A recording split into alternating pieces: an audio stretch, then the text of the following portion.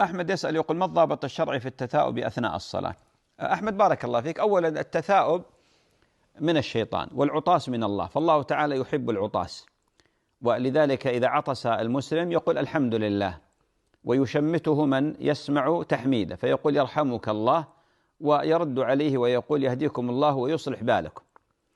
أما التثاؤب فمن الشيطان، ولذلك النبي عليه الصلاة والسلام نهى الرجل أن حينما يتثاءب أن يفغر فاه ويقول ها ها، قال فإن الشيطان يضحك منه، الشيطان يضحك منه، ولذلك يكظم إذا كان في الصلاة.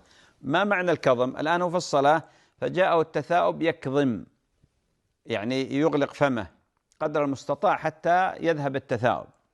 فإذا غلبه التثاؤب نص الفقهاء على أنه يغطي فمه بكف يده اليسرى، هذا منصوص الفقهاء هكذا، يقول هكذا ولا يفغر فاه ولا يصدر صوت، ما يصدر صوت، ما يقول ها ها أو مثل ما يصنع بعض المتثائبين، لأن هذا فيه تشبه بجنس من الحيوانات، ولذلك يترك هذا الأمر، وإنما يكظم. فإذا غلبه التثاؤب ستر فمه بكف يده، بظاهر كف يده اليسرى.